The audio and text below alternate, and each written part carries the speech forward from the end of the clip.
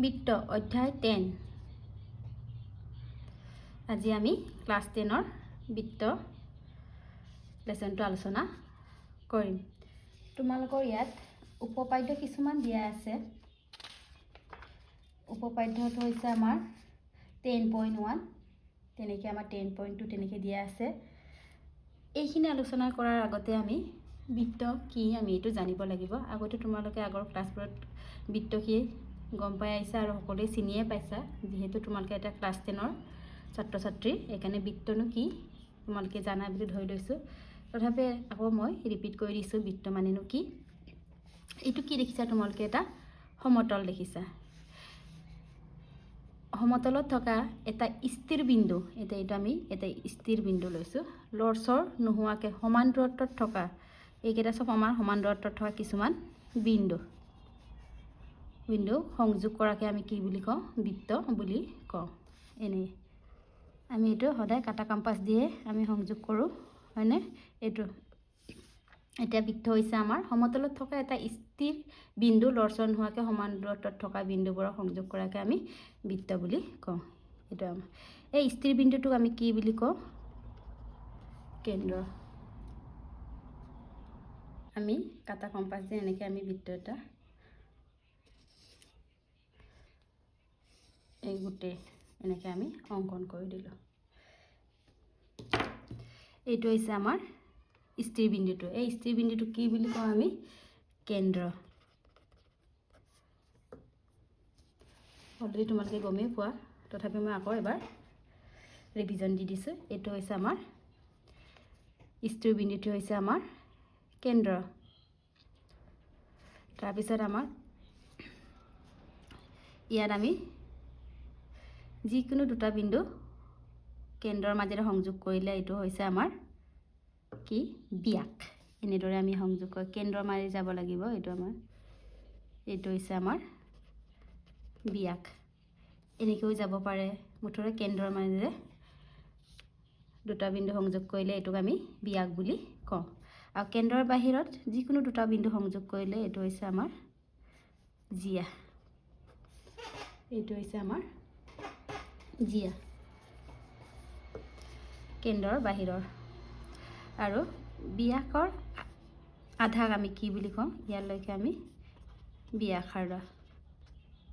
আমাৰ অসংখ্য ব্যাস থাকিব পাৰে, অসংখ্য ব্যাসাৰ্ধ থাকিব পাৰে, আৰু অসংখ্য আমাৰ জিয়াও থাকিব পাৰে। জিয়া আছেই।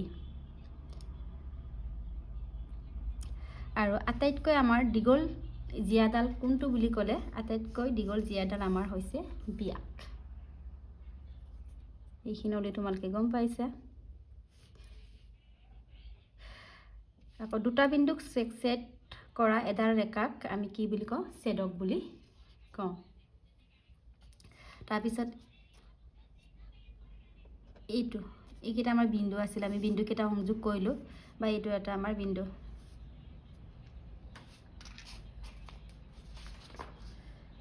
এটা সময় এটাত মাত্ৰ এটা বিন্দু আছে যেনিবা, এনেকৈ আমি এই বিন্দু এটাৰ মাজেৰে টানি দিলোঁ। এই ৰেখাডালক আমি কি বুলি কওঁ? স্পৰ্শক। আৰু এই বিন্দুটোক আমি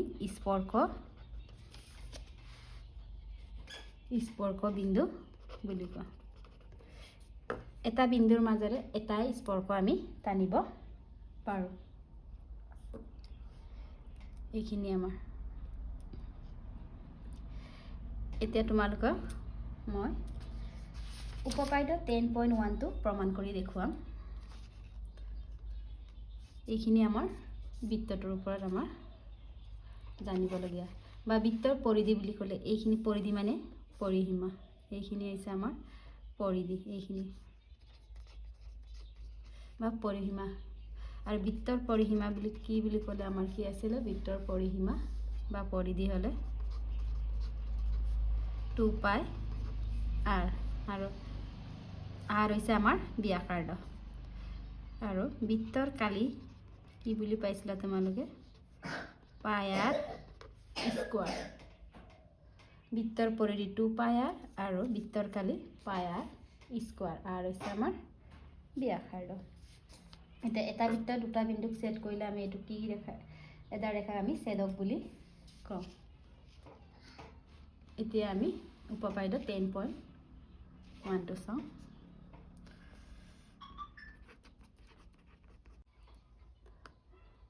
এতিয়া উপপাদ্য 10.1 হৈছে এটা বৃত্তৰ যিকোনো বিন্দুত টনা স্পৰ্শডাল স্পৰ্শ বিন্দুৰ মাজেৰে যোৱা লম্ব এতিয়া চাওঁ এতিয়া আমি বৃত্তটো এটা অংকন কৰি ল'ম এইটো বৃত্ত এইটো আমাৰ কেন্দ্ৰ আৰু যিকোনো এটা বিন্দুৰ আমি স্পৰ্শ টানিলে এইটো কেন্দ্ৰটো আমি অ ৰে নামাকৰণ কৰিছোঁ আৰু XY দিছোঁ আৰু বিন্দুটো আমি P দিছোঁ আৰু এইটো আমাৰ ব্যাসাৰ্ধ ইয়াত আমি কি প্ৰমাণ কৰিব লাগে OP লম্ব কাৰ ওপৰত XY ইয়াত চোৱা O কেন্দ্ৰীয় বৃত্ত আৰু P বিন্দুত বৃত্তটোৰ এডাল স্পৰ্শ কোণটো আমাৰ XY আৰু প্ৰমাণ কৰিব লাগে যে OP, XY ইয়াত এনেকুৱা আমি প্ৰমাণ কৰিব পাৰোঁ ইয়াত চোৱা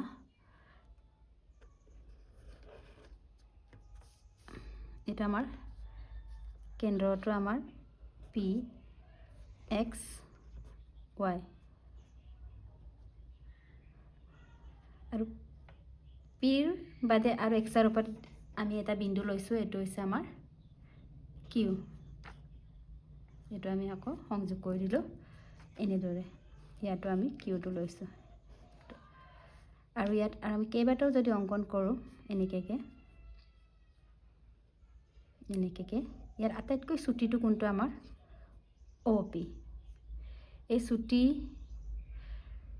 হয় বুলি আমি অলৰেডি গম পাইছোঁ ইয়াত দেখাতে আমাৰ লাগিছে OP আটাইতকৈ চুটি XYৰ ওপৰত থকা এইটোকে আমি যদি আমি লিখোঁ প্ৰমাণ কৰোঁ এইটো হ'ব আমাৰ OPৰ লম্ব XY এইটো তোমালোকে লিখিব নালাগে মই জাষ্ট দেখাবৰ কাৰণে লিখিছোঁ এতিয়া চোৱা এটা বিশেষ উত্তৰটো আমি লিখিম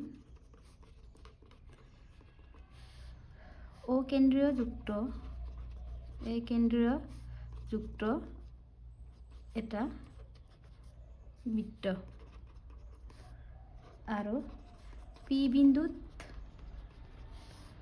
বৃত্তটোৰ এডাল স্পৰ্শ XY আমি প্ৰমাণ কৰিব লাগে যে OP XYৰ ওপৰত লম্ব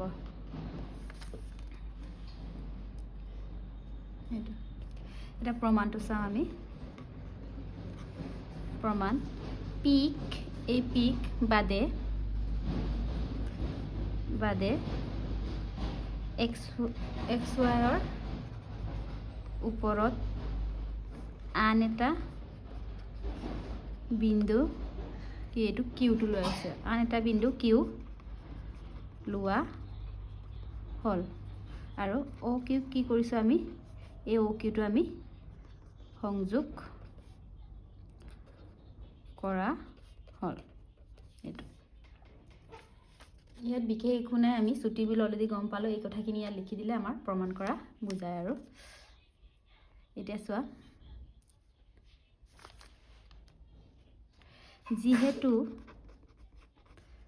যিহেতু Q বিন্দুটো বৃত্তৰ বাহিৰত বৃত্তৰ বাহিৰত আছে নহয় এইটো লিখিছোঁ বৃত্তৰ বাহিৰত আছে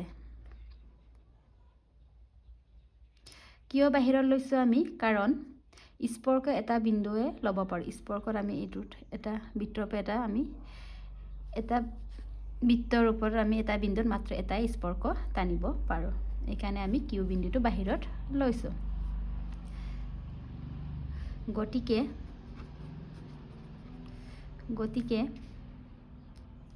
বৃত্তটোৰ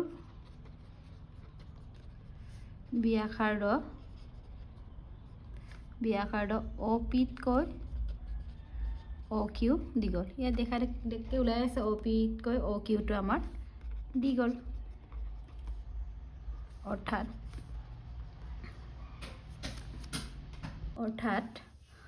অ' পি লেছ দেন অ' কিউ অ' পিটো অ' কিউতকৈ সৰু আৰু ইয়াত কেইটামান লাইন লিখিলে হ'ল যিহেতু পি বিন্দুৰ বাদে এক্স ৱাই প্ৰতিটো বিন্দুৰ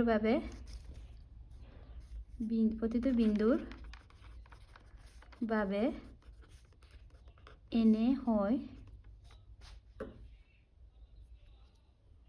এনে হয় তেন্তে এক্স ৱাইৰ ওপৰত লোৱা আটাইবোৰ বিন্দুৰ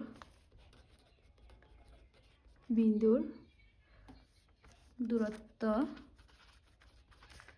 ভিতৰত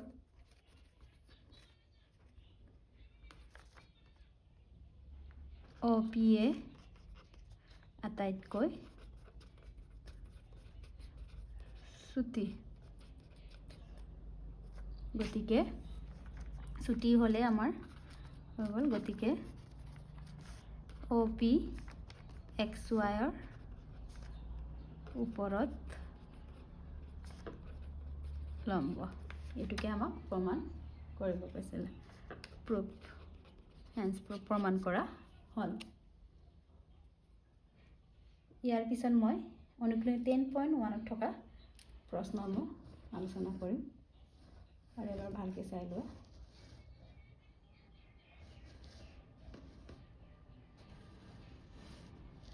অলপ ইম্পৰ্টেণ্ট হয় তোমালোকৰ প্ৰায় এক্সামত 10.1 আৰু 10.2 থিয়ৰমৰ যিকোনো এটা অহা দেখা পাওঁ